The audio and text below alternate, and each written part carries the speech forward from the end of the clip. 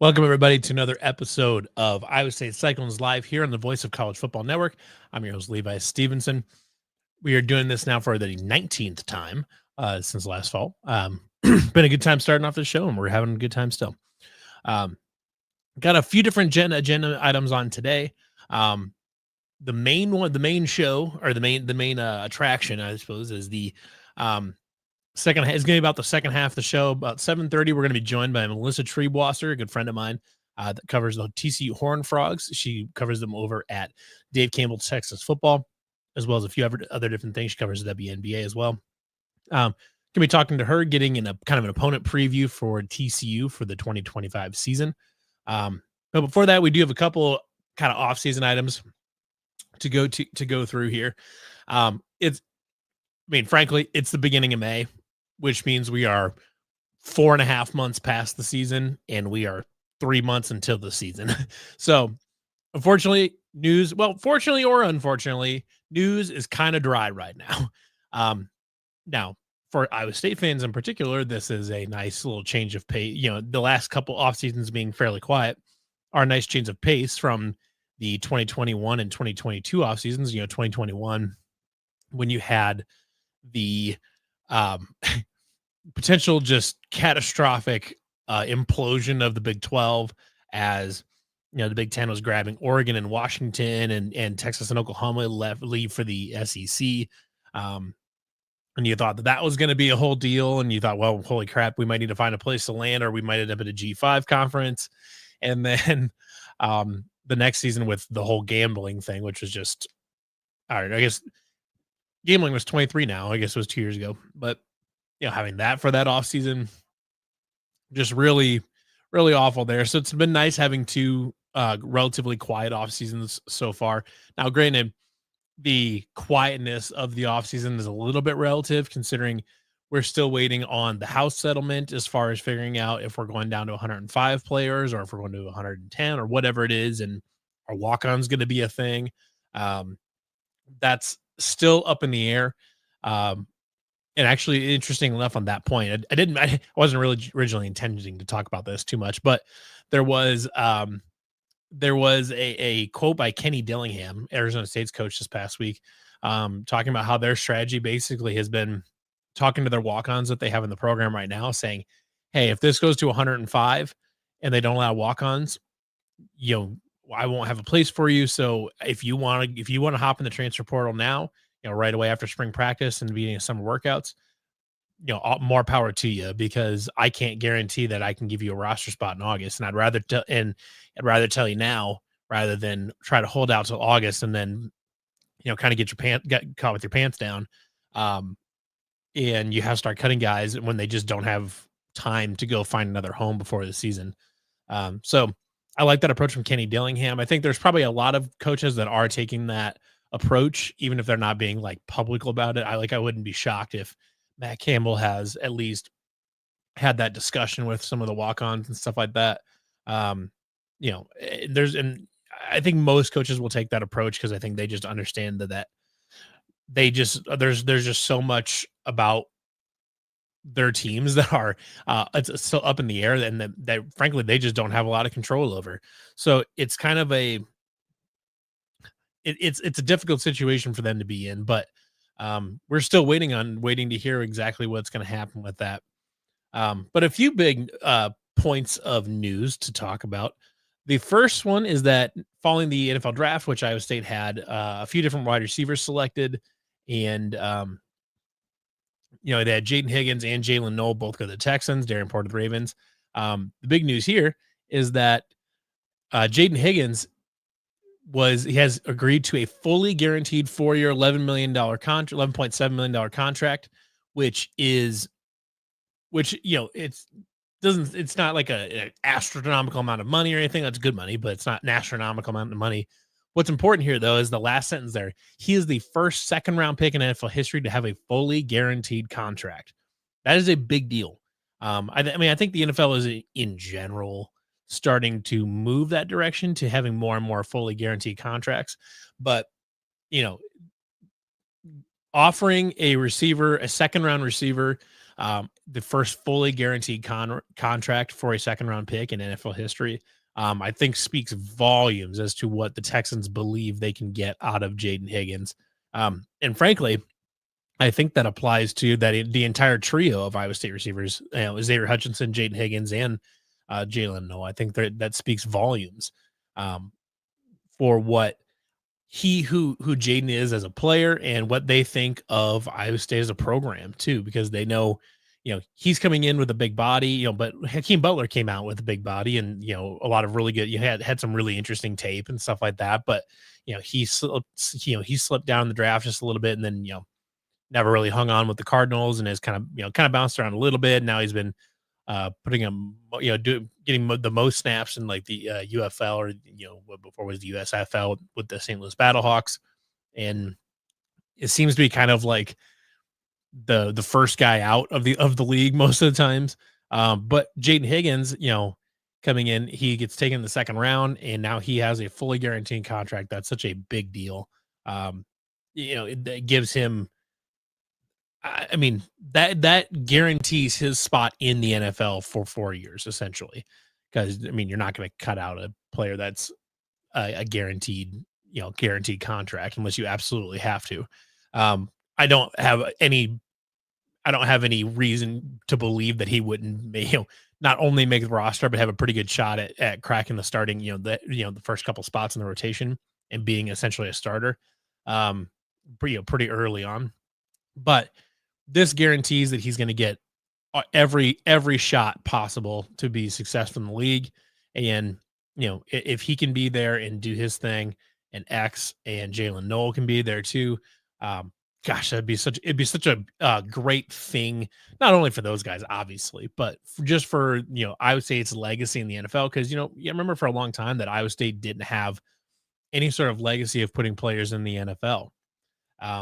It was not long ago where we were just looking for, we were looking for Alvin Bowen to make a couple tackles on the Bills or a Tuba Rubin to get some special team snaps on the Browns. And now you're looking at guys that are not only playing every weekend, not only getting a few snaps every weekend, but they are bona fide stars in the NFL. And that's such a huge thing for the program going forward. I've seen multiple quotes about how Iowa State is kind of a destination for scouts at this point. For NFL scouts, is it the same way as like Georgia and Alabama is, where it's just a must, where you can't not stop there? I don't know about that, but it is Iowa State is absolutely a school now that is on every NFL team's radar. Is like, this school cranks out good players, and this is a reflection of that, of the hard work that Jaden has put in and the hard work that Matt Campbell and everybody else at Iowa State have put in. It's a great sign. So congratulations there to Jaden Higgins. Really exciting for him. The next piece of news here, really just kind of a very brief thing, is that the kickoff time has been announced for the game in Ireland, and that one is going to kick off at 11 a.m. Central Time, which means it'll be 5 p.m. in Dublin. They're 6 hours ahead from the Central Time zone, so that's pretty cool. It's just, like I said, we're 2.5-3 months out from being from this game kicking off, but it's getting closer. Summer goes by fast. We're getting there. This is nice that we're getting the first real news of the 2025 season that makes it feel like it's coming, that we're getting close. 5 p.m. is a great time for this game because you have plenty of time before and after. If this was like an 8 o'clock p.m. local kickoff or something like that, the game's getting done at 11:30, midnight, something like that. Probably closer to 11:30. After that point, we're still going to go out and hang out. I mean, the bars don't close at 2 a.m. like they do in the United States. But you're tired. You probably had a long day of drinking. You're probably going to go back, especially if you're on the losing side. But this gives you plenty of time to stay out afterwards and have a good time. But 5 p.m. is also a long time throughout that whole day for Iowa State and Kansas State fans to drink some Irish beer out there. So it'll be a good time. I will be there. I don't know. I'm not 100% sure. I think there's a couple other guys from my outfit, Wide Right Natty Light, going out there. But I know for sure I will be out there. So if any Cyclone fans watching or Kansas State fans watching out there are going to be in Ireland, we'll see if we can find people and hang out and have a beer. So that'll be a good time as well. Before we move on to the next couple pieces of news here, I do want to. I've got a couple messages from kind of the larger site as a whole to run through, and then we will go into that, and then we'll talk to Melissa here in about 15 minutes or so. You can make a difference here at the Voice of College Football. Use the Amazon link.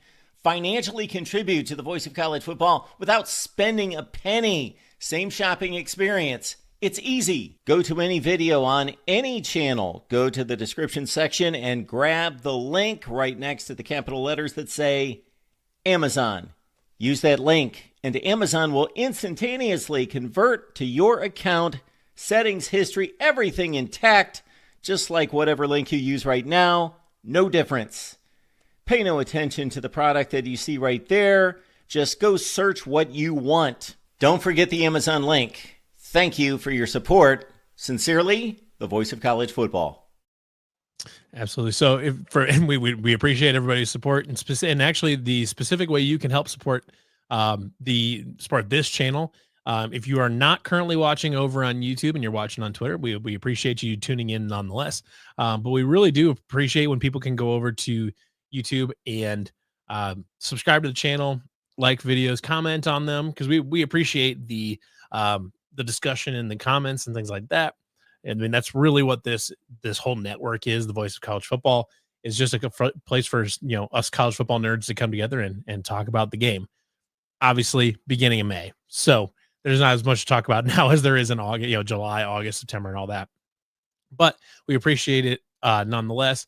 We'd love to keep growing this channel a little bit. We're still pretty small, but I want to keep growing this. I'd love to be, I know we got a long ways to go, but I would love to be at 1,000 subscribers by the time the season kicks off. Got a long ways to go, but a lot of time to get there. So would really appreciate if anybody can subscribe to the channel and we can keep growing this wonderful community here on YouTube and on the Voice of College Football Network. So next order of business here is actually basketball related. We did get kind of an interesting news piece here from Jeff Goodman, who's obviously a big time college basketball insider, that we are going to be seeing a matchup this November between Iowa State and Mississippi State up at the Pentagon in Sioux Falls. So that's a big matchup. Mississippi State was a very good team last year. I don't love this. I realize he's trying to be complimentary. I don't love Jeff Goodman taking swings at Iowa State's non-con schedule again. But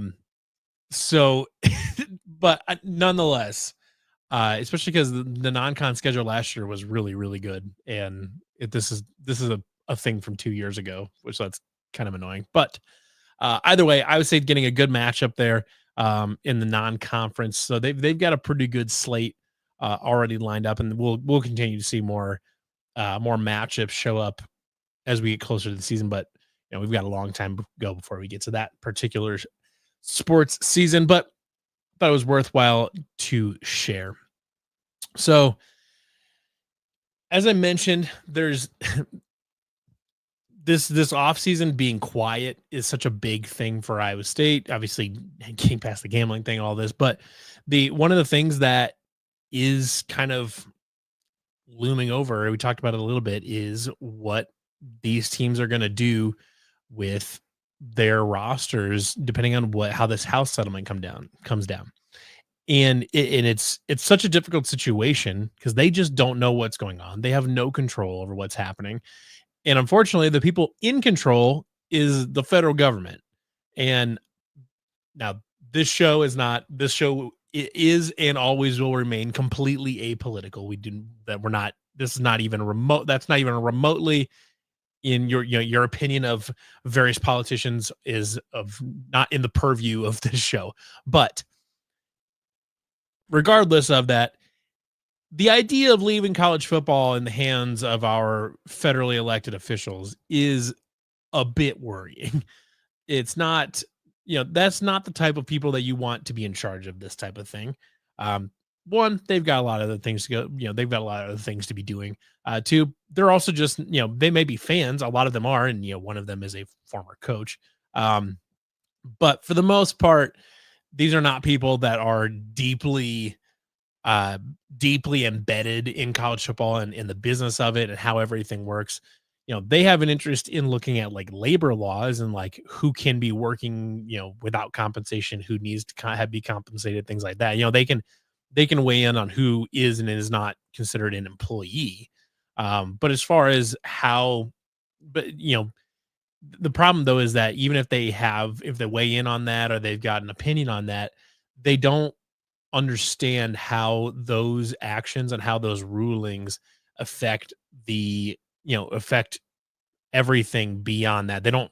Aren't really well equipped to understand the domino effect involved with this kind of decision, because you already have such an issue with players entering the transfer portal and just frankly just straight up not finding a place, just not finding a team to land at. And even if they find, they may go in and they may not find a team, but they also may not have a team to come back to. They may they just like the team that they left or that they were previously a part of. They may have already filled that spot behind them. And frankly, at this point, they probably have, because there's so many people in the portal and rosters are overturning so quickly that you have this huge problem. Now, hopefully some of this settles down when you get revenue sharing involved and all this, where it kicks in as July 1st or July 7th or something like that, when the revenue sharing kicks in. Hopefully a lot of that slows things down a little bit. But it goes beyond just that too, because then you have people losing scholarships because of roster. Now rosters are getting cut down, so people are losing scholarships and people are losing opportunities to play college sports. And all of this would be based on the decision by federally elected officials and district and Supreme Court judges, potentially, that these people don't really understand how college football works. And that is a massive issue. It's becoming a bigger problem as we get, as we go along, because their changes would immediately affect what happens this season as far as roster sizes go. But we also don't know, does the roster need to be cut down by the beginning of camp? Does it need to be cut down by first game of the season? What's the roster supposed to look like? Who's allowed to have a scholarship, who isn't? And are you allowed to have walk-ons? Are walk-on programs going to be just a thing of the past? Which I think would be really unfortunate, because there's just so many good players that have gotten their starts as walk-ons. But we don't know what any of this looks like, and we're running out of time. These rosters need to be, ideally, if you're especially a Power 4 college football coach, ideally you are not adding anybody more to your roster between now and kickoff. You might find somebody if all of a sudden there's a big, like a long-term injury or something like that happens, someone, tears their ACL during summer workouts or something like that, then sure, you might try to dip in the transfer portal. But, at this point in time, barring kind of unusual circumstances, your roster is not going to get any bigger from here on out. You've got the guys you've got. Now you're still going to have to make cuts. Guys are still going to hit the portal, all that. But, you want to be done adding to your roster at this point, so you can get them in for summer workouts. You can get them ingrained in the program. You can get them in strength conditioning and nutrition program, and you can start, incorporating them into your team so they can be effective players, come for Ohio State, come August 23rd. And there's just not enough time right now. The longer this drags on, the more problems it's going to cause. And if they get to the point where they haven't decided this thing until, we're into June or something like that, maybe even July, then you need to start talking about, this thing doesn't, whatever new restrictions apply can't kick in until 2026. Because if all of a sudden in July, you decide that everyone's got to just cut down to 105. That's just what it is. You got to cut probably 15, 20, 30 guys off your roster just at the drop of a hat. And you've got a month to figure it out. That is not enough time. It's just not. Now, absolutely, this could happen. It absolutely could happen. Because like I said, the federally elected officials do not understand how any of this works. They don't care that, that fall camp starts the last week of July or the first week of August or whatever. They don't care. They don't care about the timeline. They don't care about rosters. They don't care about student athletes. They don't care. They don't care about the well-being of the student athletes and their ability to continue to play, to play in the college athletics. They don't care about any of that. But they're going to still do something with it. And the longer they wait, the more problems it's going to cause. And that it sucks. And unfortunately, that is like the big overarching thing looming over college football right now. And there's no news. There's no movement on it. Nothing. We're just sitting on it. Which sucks. But if you're Iowa State, if something like that's essentially largely completely out of your control happens, if that's the worst thing that happens to you this summer, then it's great. The Dixers got a great plan. Like, we've got bigger issues in our country. Why are they worried about how many people are on the field together? Well, they wouldn't specifically be passing any sort of like settlement saying, oh, roster limits have to be this. They're deciding on who's an employee, who's not, who can, do you have to have a scholarship to be on the, to be on the roster? It's that kind of stuff. And then the domino effect of that legislation would get us theoretically to new roster limits. They're not going to, they're not passing a law to limit roster sizes just to do that. It's more of a downstream effect of all of the other, labor related legislation that they are, labor and compensation, legislation that they are currently debating on, or, interpretations of existing existing legislation. This is, such a, short and abbreviated summarization of what's happening. That you could talk about this for hours and hours and hours and hours, and lots of people have, and lots of people that have done more of the deep down digging on this than I have. But it's an unfortunate situation for everybody involved that it never needed to get here.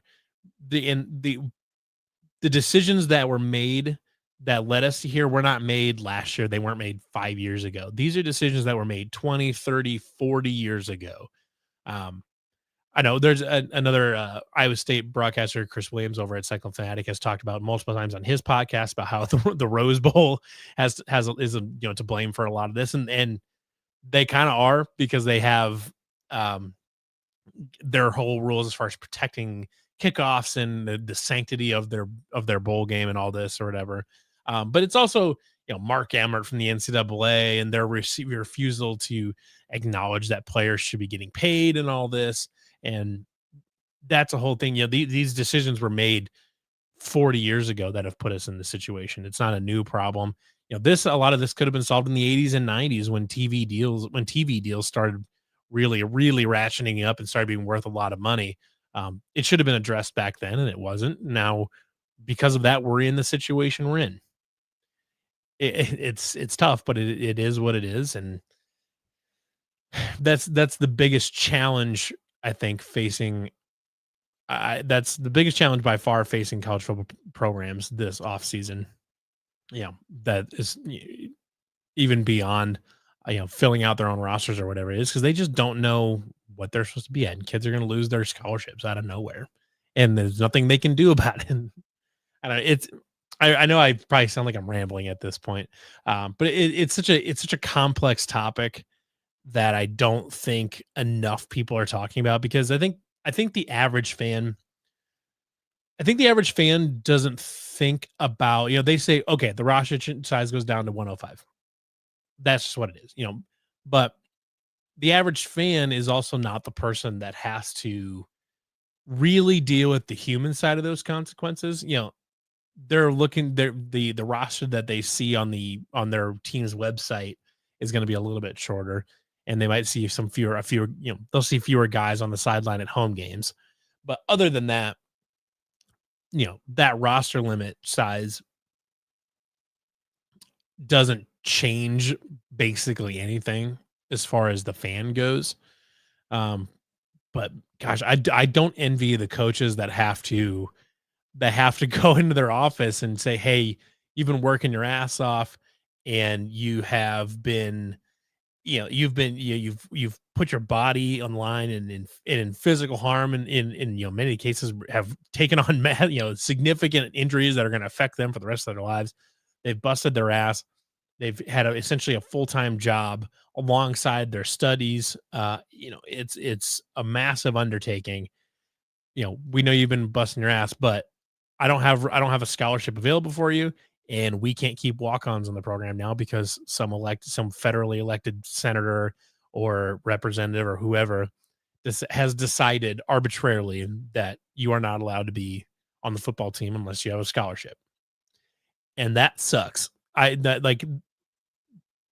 Having to tell that to a player, to a 19 or 20-year-old kid that's been busting his ass, for the last couple of years or whatever it is, that sucks. Because even walk-ons and stuff like that, coaches see these guys as their kids, basically. I should say, let me rephrase that. A lot of coaches do. Many good coaches see these players functionally as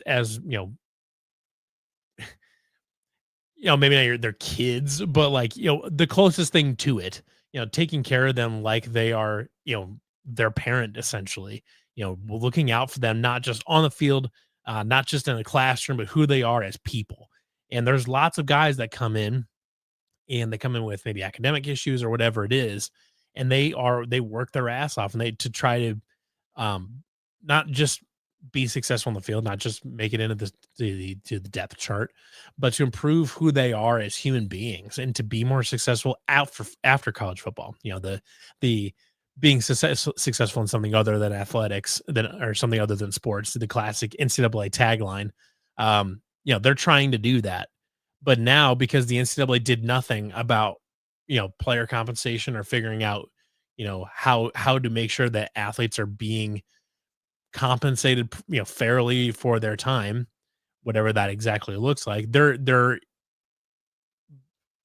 lack of ability to come to with a solution for that, or even propose one, has got us into this situation in the first place. But it's a long, complicated road that there is not a solution in sight to anytime soon that anyone's going to be happy with.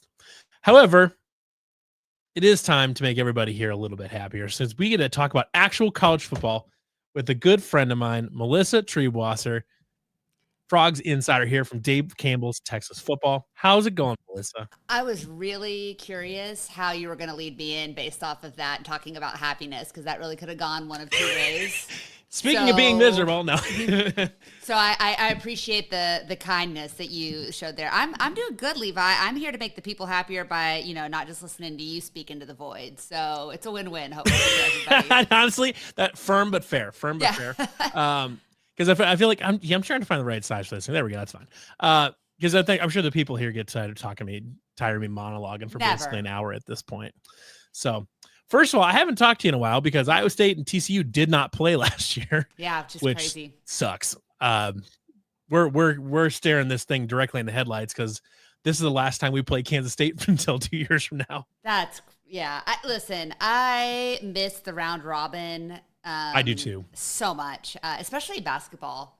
Really missed it in basketball. I was surprised by that. It's nice, clean home and away for everybody. Yeah, but in football, I will say, I don't want any part of playing in Iowa State generally in a year. And TCU's schedule definitely helped us get to 9 wins.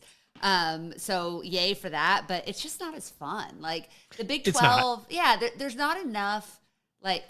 There's too few really marquee games the way the Big 12 is constructed currently to not get to play the teams that you've grown to hate every year.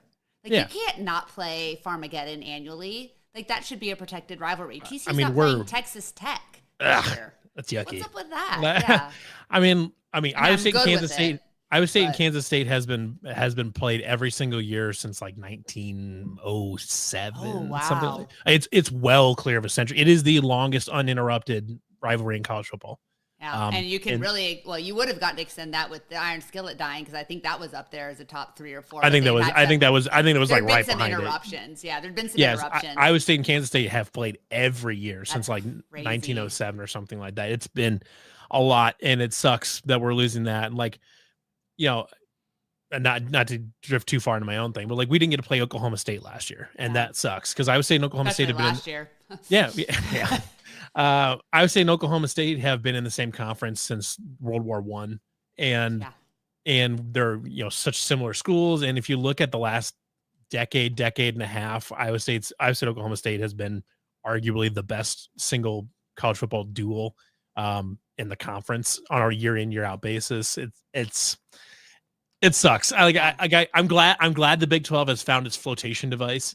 Yeah, I'm glad we're alive. And that we have a media deal. Right.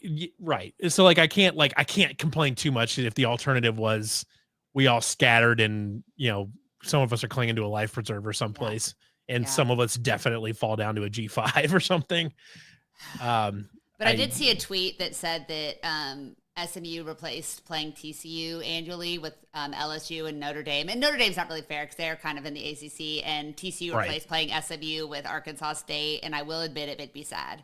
It gave me a sad because they're right. And it is what it is, but I hate what college football is becoming from a business side, right? Like, this is just the world that we live in now, and it sucks. To be frank, the ACC is not a big step up from most G5 conferences. So they replaced TCU with LSU, but they also replaced, you know, but TCU also has to play an actual schedule versus versus SMU getting to dodge basically everybody with a pulse.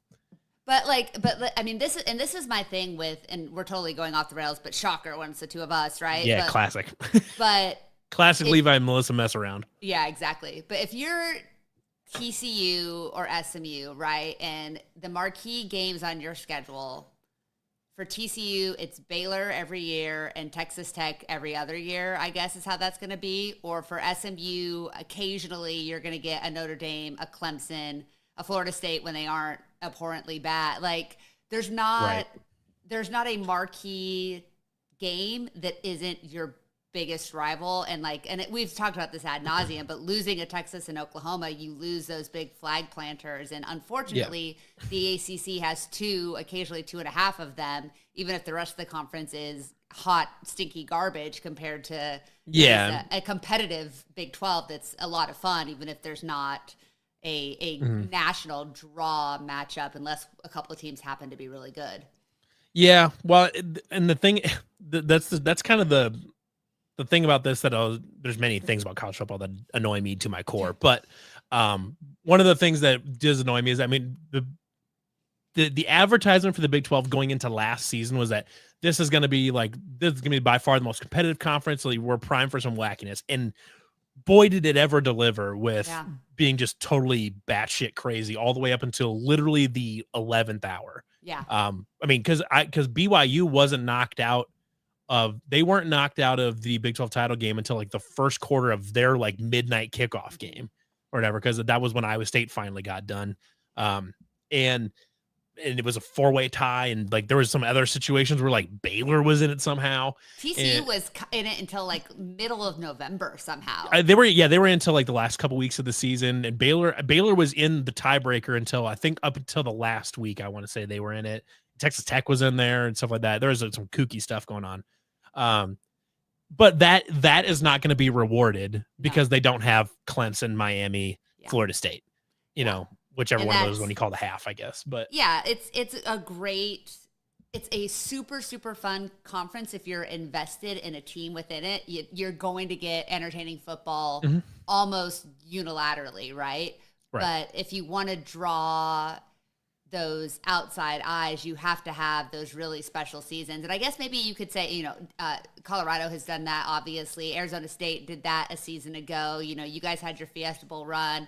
TCU's had, you know, that 2014 and 2010. You can pop off, but if you want to if you want to build a program, not a season, that's going to be hard to do without being dominant. Yeah. It's going to be really hard to dominate this Big 12 because of how many teams are kind of, I think it's as well coached as any conference in the country. It's as consistent as any conference in the country. The recruiting is, I think, going to be really stabilized by the House settlement and basically the salary cap. So it's going to be hard to elevate above, like, say, in Oklahoma did for their, kind of decade-long stretch. Yeah. I just don't think we're going to see that. And so you're going to be kind of season by season vying to be the top dog, which is a blast for us.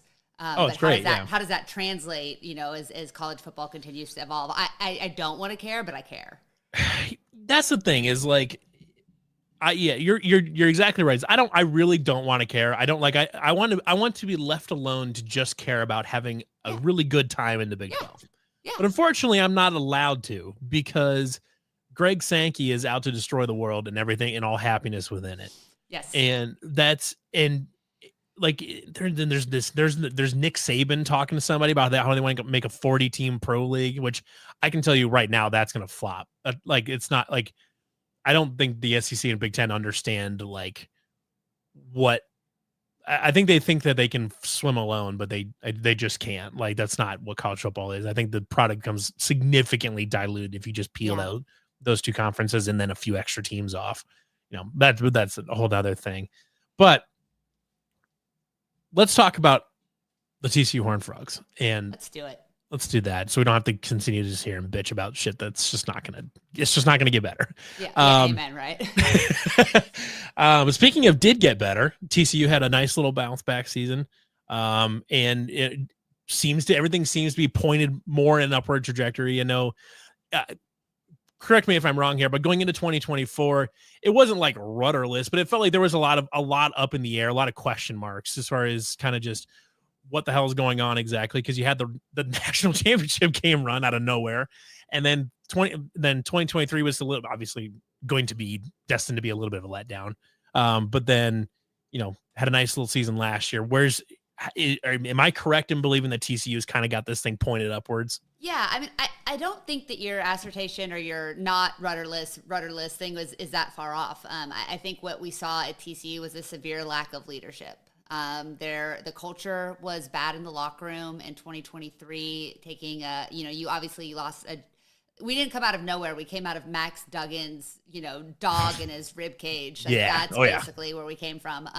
But when you lose a Max who's not just a generational college football quarterback talent, but a generational leader and a Tim Tebow-esque almost, right? Absolutely. Like that kind of guy.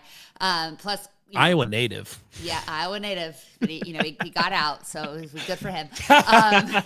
But you get a Max, a Quentin Johnson, a Darius Davis, a D. I mean, there was just so many guys on that team that were high level players, but like special humans in the locker room too. So you expected a drop off, and Sonny tried to rebuild through the portal because that's kind of what was in vogue. Like, that's what people were doing. You lose, I think it was 7 guys to the draft and like 18 seniors or something. You go in the portal. It didn't work. And I think he learned from that because TCU signed 29 or 31 high school recruits in the class of, I don't know if you call them 24 or 25 anymore. I can't keep up. They're all on campus. Every single high schooler minus one was an early enrollee. So I don't know what they are now. But I think he learned his lesson from that. We saw Josh Hoover missed spring last year, which a lot of people have forgotten about. But he went into fall as the clear starter if he was healthy, and he stayed healthy for an entire season, and he looked the part. He threw for 4,000 yards despite having a running game that I think you or I would have been about the same success rate behind that offensive line. Savion Williams became Debo Samuel for TCU because that was literally the only way they could run the football. All things considered, I think it was a successful season, but it's not one that I look at and go, oh, TCU's back, because it was a fairly soft 9 wins, and I'm still not going to get excited about winning the New Mexico Bowl against whatever Louisiana Tech or Monroe. I don't even remember which one it was. That's not not something to diminish, but it's not something that you're going to hang your hat on, even though the trophy is really objectively cool. So I think you come into 2025 with a lot of pressure. I think there's a lot of pressure on Sonny Dykes. I think there's a lot of pressure on the staff. It's the first time both coordinators have come back for consecutive seasons. I mean, these are all big deals. Right. So they recruited well. They recruited their own players well. They only lost a couple of guys to the portal, and only. I think you could argue that none of them were massive losses or not necessarily guys that you are going to cry over. So, if the offensive line is better than last year, which is almost impossible for it not to be, especially when it comes to run blocking, this is a team that comes in with a little bit of confidence, some expectations, and with a leader who, there's a new AD at TCU as well, who is not been shy about, putting people's feet to the fire. He has expectations, and he knows football drives the bus. And if TCU doesn't win, he won't be afraid to have some accountability in those offices. And I think Sonny Dykes knows that and appreciates it and takes it, and knows that he has to go out and be in the Big 12 title conversation into November and into close to the end of November if he wants to have a chance to keep doing what he calls his dream job. Yeah. The one guy you mentioned there was Josh Hoover, who I thought, obviously he was missed spring, so he get a little bit of a slow start, but I think towards the end of the season, I think he seemed like he showed that he's the guy going forward for the next couple of years anyways. And there was the rumor that he got a big offer from Tennessee. He did. Rocco got there too. Like, it sounded like they were just fishing for the Big 12 for quarterbacks. Yep. Well, where else would you go? I mean, it's a pretty good quarterback conference. It's pretty solid. It honestly is. I mean, the top half anyways have really good solid play callers. Yeah. But so, is your faith like we're good, Josh Hoover's our dude, or is there still kind of any trepidation there? I would say unequivocally Josh Hoover's TCU's dude, like no question in my mind. I still don't know how to characterize him when it comes to his place among the elites or close to elites, right? I look at what he can do in game, and he's a guy that when things go right, he's exceptional. When things start to go wrong, he's still really good. When things fall apart, he still hasn't quite figured out how to be a gamer in that sense, right? Like if you look back to the UCF game, which feels like a lifetime ago, but that was when things really, that was when we started to oh shoot, TCU's in big trouble. There's Bauer. He wanted to say hi. But he there was a lot that went wrong, and very little of it was his fault, but he could not drive TCU down the field when they needed a score. Right. And he had a couple of opportunities to do so. Like he needs to start making winning plays when the pressure's on. I think he's got one fourth quarter comeback win in his career. I might be wrong on that, but I remember the first one happened this past season. And you want to see him, in what will be year 3, be able to do that, to put the team on his back and will them to victory like we've seen with Max. You look at a Brock Purdy and those kind of guys, right? He's dudes. Dudes. Yeah, you want him to be Dudes. a dude, right? He's only a redshirt sophomore. This will be his first. I thought he was pretty young still. Yeah, this is his first spring going into knowing he's the starter. So, I think he's developmentally where you would hope he would be, and he has a chance to be super elite. He's got to use his legs a little bit more, and he's got to get a running game to support him. But damn, the kid's got a cannon. He can make all the throws, and he developed such incredible chemistry with a guy like Jack Besh and JP Richardson that if he can do that with Eric McAllister and Manjack that came in from Houston, and I really, really love Jordan Dwyer who came from Idaho. He's got a chance to continue, but we're going to have to see how all of that develops over the course of fall camp and into the season. So you're kind of within the conference, would you put Josh Hoover kind of in the just a slight tier below, kind of the Noah Fafita's, Sam Levitt, Barack Obek, that kind of group? To me, I think Sam Levitt and Sawyer Robertson come in as kind of the guys that should be the 2 best quarterbacks in this league on day one, right? That could change for sure. Sawyer, I think, is a little bit undervalued nationally. I've been really impressed with what he can do. He has some flaws, but he's a damn good quarterback. He had a nice game against us last year. He had a nice game against us too. It pissed me off. Yeah, I know. I piss me off anytime Baylor does good. Right. I know, but it sucks. but I like Sawyer. I'm like, dude, this is a guy when I'm not playing against him. I love. He's a gamer. I was just gonna say that same thing. It's when you watch him, I I see a lot of like what we saw with like Brock Purdy, where it's just dude just goes out and just does stuff, like just makes plays. Makes big plays. Well, and the Baylor game's a perfect example of what I was saying. Like Sawyer ripped on 4th and 8, I think a slant route. I can't remember exactly, but a slant that was just beautiful. And like,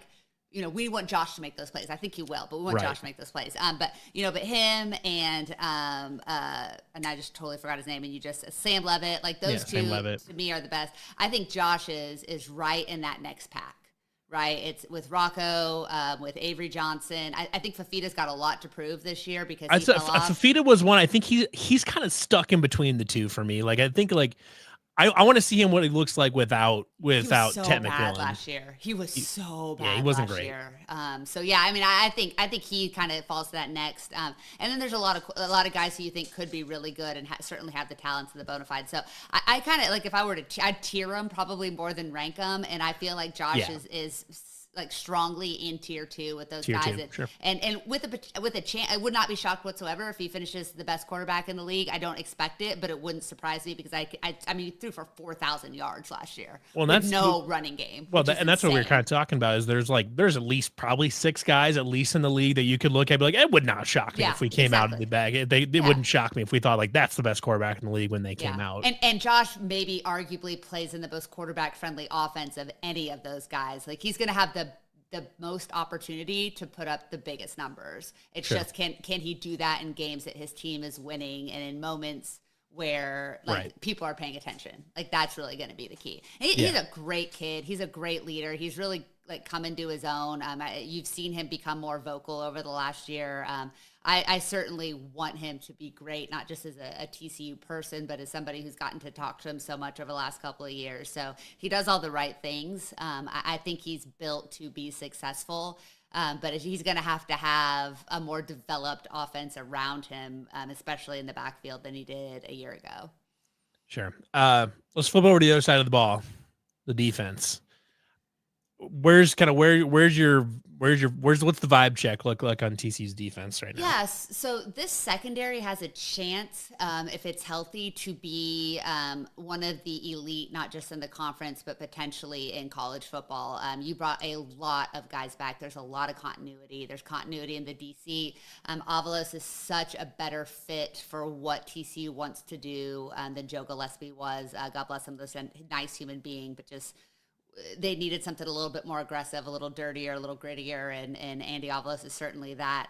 I thought they made some really smart moves in the portal, but they brought a lot of young guys back that they really believe in, that they've developed now over the course of the season. I have some concerns about the defensive line. If there's an area that I don't know that there is as much experience, it's that, because you're going to be counting on a couple of guys. Oh, God, now I'm going to have to say names here. Michael Mbue Oboke, M-I-O. We call him M-I-O. And Paul Oyewale. That one I've got down pat. That's a good one, yeah. Yeah, it's so fun to say, too. Stuck to landing on that one. Yeah, those two guys missed all of last season and most of the spring. If they're healthy, there's a lot of excitement. If they're not healthy, there's a lot of concern about can you get to the quarterback. I like the linebacking core. You bring back Marcus and Devin Deal. Again, I think it was Marcus. I can't remember which one. I think Marcus or Devin. No, Devin was out most of the spring with that looked like an arm injury or something. So, again, if those guys are healthy, you've got some potential. You lose a Johnny Hodges, who was just a guy who knew where to be all of the times. But the young guys in the linebacking rotation, there's probably 5 or 6 you feel pretty good about that can play in that, those 2-3 positions. I think you've got enough depth at the stud position to be impactful. Bud Clark coming back was massive. Jamal Johnson flirted with the portal. He decided to come back. If he plays like we expect him to, like he's capable of, not like he kind of fell off at the end of the season, he's a really good run support and coverage safety. And then if you get Channing Canada and, Avery Helm on the outside at corner, I think there's a lot of potential to have a really, really good group, and there's depth. And that'll be the biggest thing because no one's getting through this thing completely unscathed, right? So I'm excited. I think there'll be more. Yeah, I mean, it takes a couple of years for Avalos to really do what he wants to do, and I think he's finally got the personnel and he's had the opportunity to develop guys within his system. So my expectations are high, but I don't think this will be the best defense in the conference, but I think it can be a really strong secondary and more than good enough to allow for TCU's offense to have some success. Yeah, as far as the needing to have depth because you might cook through some guys, they're preaching to the choir on Yeah, that one. we've lived that more than once. that was just a nightmare last Yeah. year. I think we were down to our 12th or 13th linebacker. Jeez. I don't know, it was unreal, which We is still kind of can't funny because we still can't talk about sprinkler heads in TCU because going into, I think, the 2015 season, James McFarland broke a foot on a sprinkler head and missed all that year. And it just started the worst string of bad injury luck that TCU has had and as far as back as I can remember. Yeah, well, that's what's got me terrified about this roster cut down. It's like because we needed everybody we could find last year. Seriously, yeah. And which is kind of maybe going to work out okay for us because now we've got, I don't know, a dozen linebackers that started games. So that's the experience is a good thing, right? I guess. I don't know. We'll see. But I'm curious kind of what your thoughts on TCU's schedule are this year too. I know you said you had a little bit softer schedule last year. I guess what do you feel like as far did you mean I haven't looked too much at TCU's schedule yet. I guess feel like you've got a navigable or where you? No, it's hell. So like I mean it's about as bad as you could have it in the Big 12 as currently constructed while still missing one or two teams that you probably I don't want anything to do with Texas Tech this year because they just went and bought a bunch of mercenaries and if they pull it together, which is a gigantic they've got a $20 million portal roster basically that Cody Campbell went out and just made. So I don't want to play them. It may work. It may not. I don't want to be on the other end of finding out. But much like we saw in that fateful 2023 season, TCU opens with the biggest game in college football on week 1, and that's traveling to UNC to play Bill Belichick and Jordan Hudson. I mean, the North What Carolina. a weird game. What a weird game. And this is what happened 2 years ago when Deion Sanders came to town, and we were Deion's first ever game, and choked away that it was a terrible game. It was awful, absolutely awful. TCU choked it away. It was terrible. It was poorly everything. And now all of a sudden, Deion Sanders is the biggest story in college football for the next 4 or 5 weeks, right? Thank you, TCU. Oh, you're welcome, college football world. We're so happy to participate in that.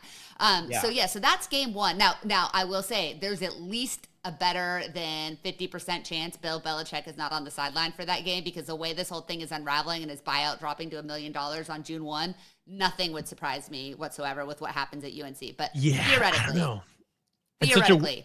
It's such a weird deal because like that. I mean, June is so late to hire somebody. Well, no, it'll be his son. Remember, that's all built in too. So Steven, I can see Steven being So we'll see. Now I'm super excited. You get a marquee game. You'll be the standalone college football game that evening. It's on that Monday on Labor Day. So that's fun. That's great. Then you play ACU, whatever. Actually, I shouldn't say whatever. They almost beat Texas Tech last year, right? So, but still, whatever. Then you get SMU. Okay, so you have the SMU team that you went into Dallas and got your ass absolutely handed to you in an embarrassing fashion on a game that was 147 degrees on the field. I know because I was down there taking photos. It was miserable. Sonny Dykes thought it was so bad he got kicked out at halftime, so he didn't have the end of it. And my favorite part was Dana Holgorsen walking out at halftime and never coming back. He was an analyst last year. I was standing next to him on the sidelines and I kind of looked at him. I'm like, you going to do anything about this? And he just kind of laughed. And then I watched him walk out the doors of the club level and never return. It was great. Classic. Yeah, classic Dana. So that is the Red Bull last in hand too, I'm sure. Red Bull in hand, multiple. He was double fisting. Oh yeah. That is the last SMU game on the schedule. Forever, eternity, until it's not, which will probably happen. But so SMU obviously wants this one bad. TCU would be humiliated with a loss on their home field. That game's going to suck. Not looking forward to it whatsoever. You get to follow that by going to Arizona State. On a Friday night to play, the reigning conference champions who almost upset Texas in the playoffs. Now, did they lose some good pieces? Yes, absolutely. Am I glad that my Sacramento native Cam Scatabo isn't going to be there? 100%. Did you guys play against him last year? No, we didn't. That was hell. That sucked. He is hell. But remember, this is a kid that played at Sac State for 2 years. I'm intimately familiar with his game because I was in Sacramento at the time. Yeah. Was happy to miss him. Don't want to go to Arizona State. Then you get Colorado. The Deion Sanders show comes to town. Loads of fun there. Super excited about it. I have no idea what to expect from this Colorado team, but the thing that sucks is I'm starting to think Deion is figuring out how to build a team. And I think they are going to start becoming a problem. He's obviously, he's going to be likely playing a true freshman quarterback who at that point might have a couple games under his belt and is incredibly talented. So at least that game's at home, but I still have a bad taste in my mouth. Okay, so you get through Colorado, you're like, whatever. At this point, I don't know. Hopefully you're like 4-2. Maybe you're 3-3, something like that. If you get UNC, Abilene, let's say you pick up SMU. Yeah, and then you're probably, I don't know, at Arizona State sounds gross. I don't know. So your reward for getting through your first month of the season is, just go to Kansas State. Yeah. Which I don't know if anyone remembers the last time TCU played in the Little Apple. I'm fairly certain Kansas State ran for 600 yards in the first quarter. That's only a slight exaggeration. I have never seen a TCU defense give up so much.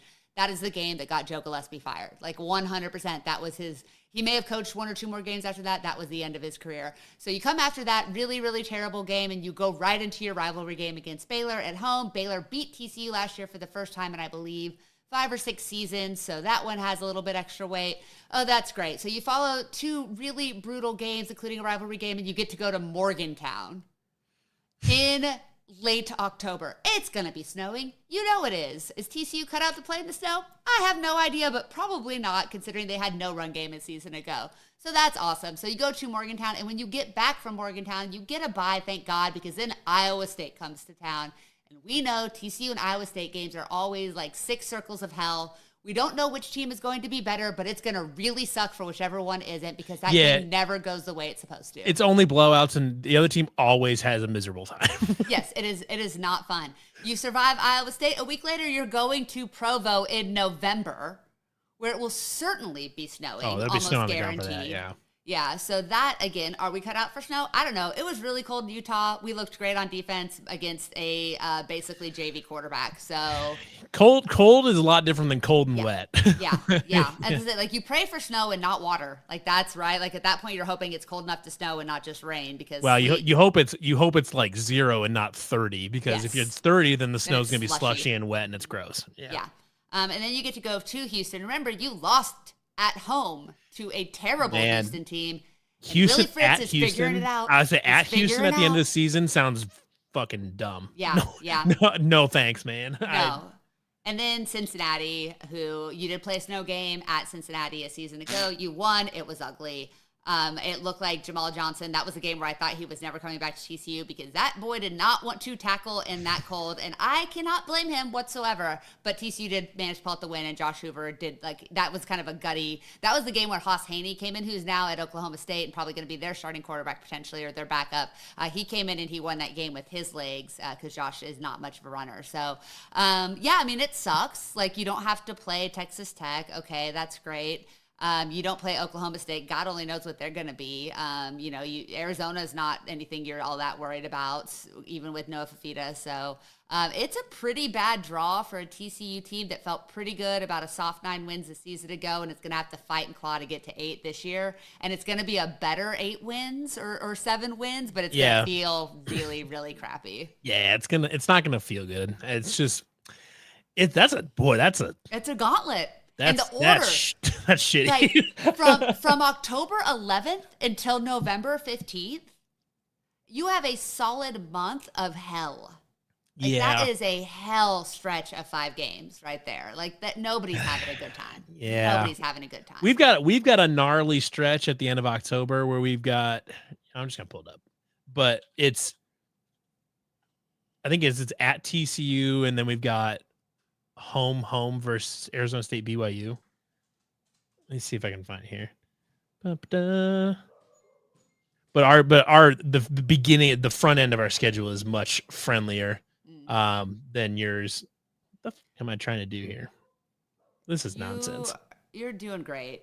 Am I? Yeah. There we go. What's under links? Time. All right. So yeah. So you got I mean, this will be fun. Yeah, I don't know how.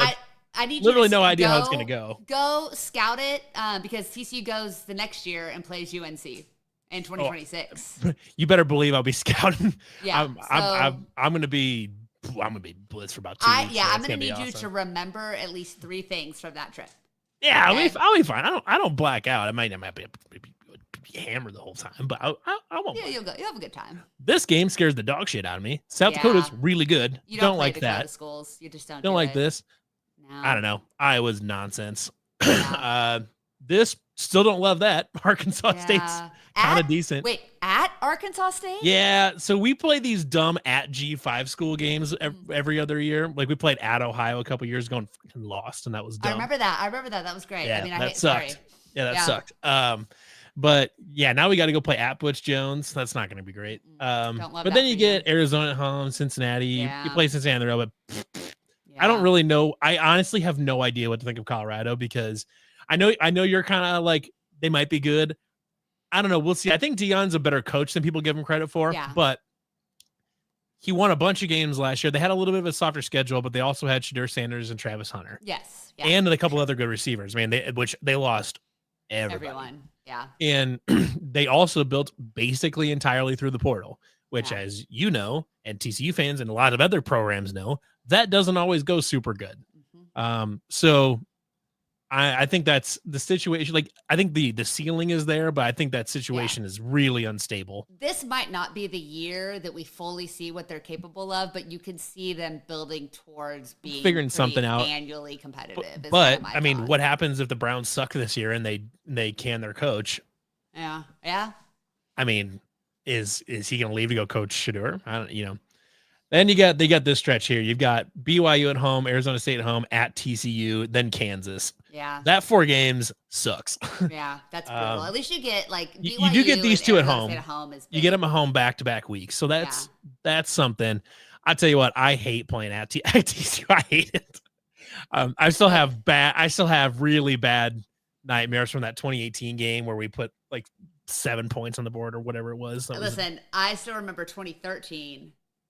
And Trayvon Boykin coming out of playing running back none of that happened. Thursday and throwing 4 interceptions. No, he threw 4 interceptions and we lost to what was then a really bad. That's right. 2013. Yes. 2014 was the 55-3 game that dropped us from 3-6 in the college football playoffs. Yeah. So I remember that one. So I really have a bad taste in my mouth from Iowa State. Well, actually, the first year TCU was ever in the Big 12, I believe we won down in Fort Worth because Josh Lynn's completed a wide receiver pass for a touchdown back.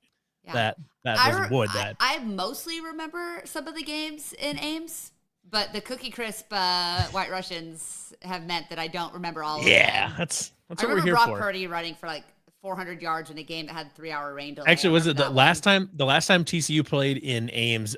Jamie drove up. Yep. And he came up and had to watch Breece Hall score 3 touchdowns and went and set the NCAA rushing touchdown record, and Iowa State win by like 4 touchdowns or whatever it was. I just, it never goes well, and it's never enjoyable. It's never really a close game.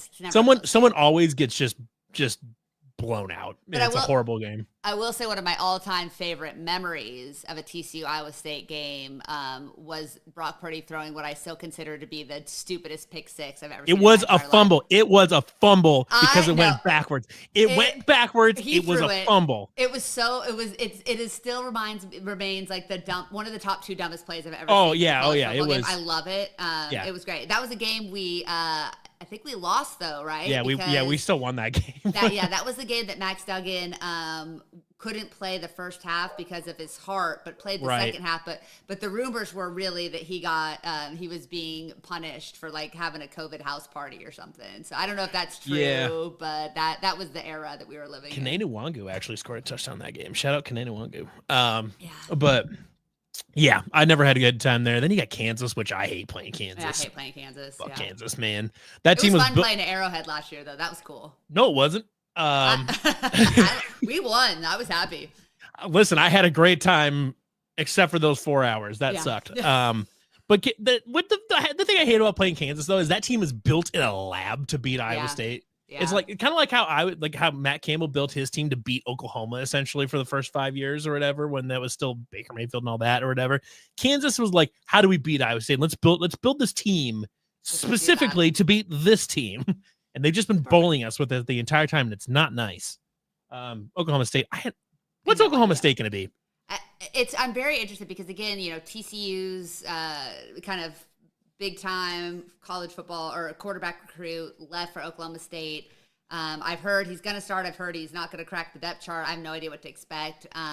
And Doug Meacham is there now too. The gang's back together up there in Stillwater. I think they did a pretty decent job, all things considered, with how they are kind of willing to use the portal. But I still have no idea what to expect of that team. I think quarterback play is going to be a big question mark for them. Well, they were terrible They were And terrible. but I mean, like Mike Gundy's whole deal though on offense is like having good quarterback play, Yeah. and then that leads to other things. Yeah. Whatever. They You made either have Ollie look bad. Like, how do you make Ollie Gordon look bad? I'm not really entirely sure what happened there because everyone was like, "Oh, Ollie Gordon's gonna pop off for." They thought he was gonna go for $2,000 or something like that, Yeah. and then Not when they have 10 guys in the box because the quarterback play is so mid. right. And that's my question is like, have they actually fixed the quarterback problem? Haas is gonna, if it ends up being Haas, well, and the other guy that's there is, I forgot they have 2 former TCU quarterbacks because Sam Jackson, after going on a tour through, I don't know, I think this is his 4th or 3rd program. It's got to be his 4th. So it was at Cal, maybe he was at Auburn for a year. I don't know. So he's apparently looked good in camp too. So what they're going to have is a problem quarterback who, my guess is, will run for 130 yards a game if need be, as long as he's healthy, and can hit the deep ball like 3 times. So they're not going to necessarily have good quarterback play. They're going to have annoying quarterback play because they do have guys that can make plays. I just don't know if they can consistently make throws that they need to make in tight situations. But they're gonna throw 50-yard bombs and they're gonna break off 50-yard runs. Like it's gonna be like the Max Duggan experiment, like the year before, the 2021 Max Duggan. Yeah. Well, and that's like, I don't know. If they get the quarterback situation figured out, then Oklahoma State becomes kind of scary again or whatever. But like, because they've always got some skill position player that like I've never heard of, but all of a sudden he's just apparently elite. Amazing. He's just apparently amazing. Yeah. Just I don't know. Oklahoma State is so all over the place. I don't really get it, but now we have to go play them at Stillwater in the last game of the season. Do not enjoy. I don't like Stillwater. We've actually had kind of a weird amount of success in Stillwater, just because I don't know why, but at that point, granted, at that point, you're going to know exactly who Oklahoma State is. They're either going to be terrible or they're going to be like, I don't really want to play these guys at all. Yeah. So and who knows? That could change week to week though. So well, there's been multiple times where like we left them for dead, and after week 6, and then all of a sudden they make a run to the Big 12 title game or whatever and stuff like that. But they also had at the time they had Spencer Sanders and Chuba Hubbard and a few other guys, and so it's like some proven commodity. You lost Ollie Gordon. Do they have a running back that can do something? I don't know, because I know a lot of Oklahoma State fans are still like, even if they get it stabilized, a lot of their fans are still like, Adam, maybe we just need to kind of like scoot Gundy out kind of thing. Like, it's kind of, he's in the same spot that Gary Patterson was, where it's like, you just can't fire him. It's just not an option, but like, you have to kind of like, you did they like fire, or they like, you need to retire type of thing? I don't know how much I want to get into the weeds of this. Well, sure. But let me just say this. The way that meeting went, there's a reason he was gone in October and not December. Sure. But it was like one of those where like things had to go like horrendously wrong or something like that. Like at a certain point, he Mike Gundy's essentially earned the right to stay kind of as long as he wants. Or maybe the better analog is like Kirk Ferentz at Iowa, where it's like they can't get rid of him. Well, I think, but that's going to be the interesting thing. Like Oklahoma State is super interesting because they probably should have let him go after last season, but what they did was they made him take a pay cut. They humbled him a little bit, and they basically said, "Figure it out, or you're gone." Well, they dumped his pay cut in NIL, didn't they? Yes. Well, he dumped, like he he took the cut and then put the remainder back in. Yeah. So but I really do think if they aren't reasonably successful this year, that he's gone. Like I think this was his last lifeline, and because I don't think you can afford to have emeritus coaches in college football anymore. No. A season like last year could put Oklahoma State behind the 8 ball for a decade, right? Like that's just where we're at. Everything is so desperate, especially when you're in that next tier, like all of us are, and you're fighting for just in case there is that next round and it does go to 40 or 64, like you either are one of those teams or you're having to consider if you're going to still have football at your school anymore. Like it's going to be, so at 40 teams, Oklahoma State probably gets into like the SEC or something like that. Like they probably make the cut at 40 just based on kind of what they've been the last 2 decades under Mike Gundy. But I don't know. It's going to come down to money and finances. And when T. Boone Pickens died, Oklahoma State's a different team than it was when he was. Well, and that's kind of the sneaky part is that Oklahoma State, like for as good as they've been for the last couple decades, is like it's not a rich school. They're functionally the same exact school as Iowa State and Kansas State. All 3 of those schools are basically identical. They had T. Boone Pickens. Right. for a while. They had one big oil magnate, and then now he's dead. It's the Cody Campbell effect, right? At Texas Right. Tech. And so again, that's all going to be interesting when you look at, salary capping the sport, which is basically what's happening. It's just, but you can't afford to have a rebuild year too often anymore, and you really can't afford to go 0-9 or whatever they ended up doing. Yeah, you can't. You really can't afford to get behind at this point, they because have to make a bowl game.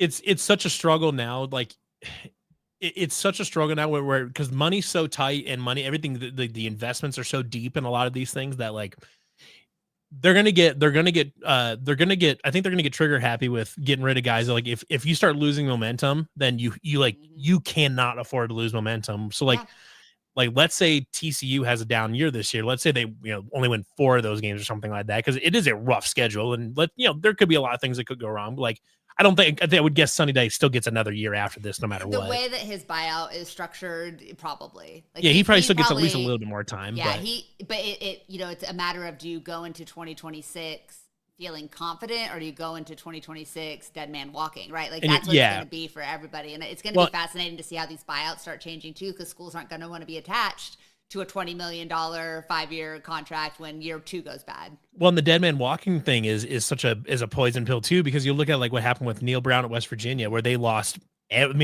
all their NIL support. It all tanked. I mean, that now they've kind of got some of it back with Rich Rod, which I have no idea how that whole thing's going to go. I'm not super optimistic that that's going to happen, that's going to work out. But like, I appreciate the effort to try to kind of reinvigorate and just try to see what happens. I've kind of talked about this a little bit, is like, bringing the band back together does not often work in today's college football. And that's the thing, is like Rich Rod's thing was he had Pat White and Steve Slayton, and it was electric, and they were doing something that other teams were not doing at the time. But like now, pretty much everybody's ready to defend what Rich Rod ran at West Virginia the first time. Like it's not novel or unique anymore. It's just kind of is what it is. Kind of like Iowa State's 3-3-5 defense. It was stupid good for a long time because everyone's like, what the hell is this? It's a 4-2-5 too. It's the same thing. And then it's like everyone's like, what the hell is this? And then they eventually just figure it out, and then now it's like, well, now we got to reinvent everything, and I don't know. But it's kind of like that with Neil Brown last year, even really the last 2 years, where West Virginia fans are like, what the hell? Like, he's a dead man walking, like there's no trajectory on anything right now. Like, you just can't afford to have that. And I really think West Virginia's rolling the dice here with Rich Rod. But I think that when you're West Virginia, you have to. Oh, I don't disagree. Like, I think they had to try to get some people excited again, because I think they knew, the NIL tanked. So, I mean, what name were they going to get that was more exciting to West Virginia fans than Rich Rodriguez, who is... And are you going to take a risk on another unknown guy? There's no way. You can't do it. No. I mean, like, if you can get the program kind of in the pointed the right direction where you get some excitement and go about it, then you can have, like... I don't think I would go like where Utah is going, where they just literally have just a guy sitting there waiting to take the job. Yeah. I don't know how. I mean, I don't. That's a weird deal. Utah's going to be that's an interesting team this year. It's a shit show. Is what it is. Yeah, I mean, Kyle Whittingham is probably still undercredited for what he's accomplished, but that's going to be messy. I loved that experience out there in Salt Lake. Was awesome. Probably one of my favorite away game experiences of all time. I wish I could have gone. I can't remember what it was. I was doing something. I didn't make it out there. We ended up winning, but it was kind of a nightmare. But like, I don't know. Nobody was happier to see Utah suck last year than the rest of the Big 12. For sure. Oh my gosh. Sure. And like, it's amazing. We haven't seen this much of a universally hated team since like Art Briles era, like immediately post Briles Baylor. Like, this is by far the most universally hated program in the conference. They came in like they were going to dominate the Big 12. Absolutely. And it was like, man, I couldn't believe how much noise they were talking. It's like, oh gosh, they made us BYU fans. Like, we were all rooting for BYU. You know what you have to do to. I mean, BYU fans are great. They are delightful. They are. Gosh, I mean, in a state that is like kind of have reputation, like being and having nice people or whatever, they are kind of almost annoying how nice they are. I know, like you want to be pissed. Like at them, I want to be pissed at them. I really do, but I can't do it. That's one. I mean, I have every intention of going to Provo this year. Yeah, like, I'm really trying to get to. I think West Virginia is going to be almost impossible, but I think I'll get to the rest of the away games this year, and like that's I mean, Provo's been on the bucket list for a really long time because that's an old Mountain West Conference rivalry. Oh yeah, too. So that's a fun one. So that's West Virginia is a tough one to get to. You have to fly to Pittsburgh and then drive 2 hours down. I've been and it was totally worth it. Like elite. Yeah, it's a pain in the ass to get. But it's an elite college football experience. Elite tailgating scene, great people, loved it. Yeah. But it's just hard to get to. Hard to get to. Yeah, I would love if I can try it because I have friends that live out in Fort Collins, so I might try to go to the Boulder, play out in Boulder. It's shitty. Stadium's the setup's terrible. Folsom Field's old and shitty. It's a dump. But it was fun. Like we had Boulder's Boulder, but Boulder's amazing. But then we also played TCU, so I could. Yeah, you got. Listen, I fully expect you to be at Fort Worth. I'm going to do my best. The problem is I'm going to Ireland too, so my budget's kind of tapped out. Listen, book early. You've got a place to stay. I know. Make these things happen. See if I can write it off on my taxes or something. I don't know. You go. Yeah, then we can. I'll figure something out. Fortunately, DFW is pretty easy to get to. Yeah. There's direct flights from Cedar Rapids and Des Moines and a few other places too. So that works out okay. And you got to get your barbecue fix. It's been a while. Yeah, I will tell you actually. I've never been more proud of my hometown. A couple years ago, we ran the subway out of town and put a barbecue joint in. Okay. And it is good. It's it's every bit as good as anything I've had in Kansas City. And I would put the brisket just a very quarter of a tier below anything I've had in Texas. I'm trying not to be hyperbolic here, but I'm telling you, barbecue joint in town rips. It's really good. Well, you're going to have to cryovac some of that up and transport it. We're going to have to do a side-by-side taste test. We'll have to figure it out. I guess I feel like it's not going to be as good when I take it and put it in a little. No. Yeah. But I do remember the way you looked the first time that I got that brisket. picture. Yeah. So I don't know. That's your first is always going to be special, right? Yeah, don't show my wife or she's going to get jealous. Yeah, she might be. So anyways, we'll let you go. Thank you for stopping on. Of course. Talk about the Horned Frogs, which I am not looking forward to playing in October. We'll do this. We'll preview the game, and I think next year the most important thing we can do, we got to talk some women's basketball at some point. Absolutely. Because that's a game that matters now. TCU and Iowa State, and it didn't matter for a long time. So yeah, but hey, both programs are there.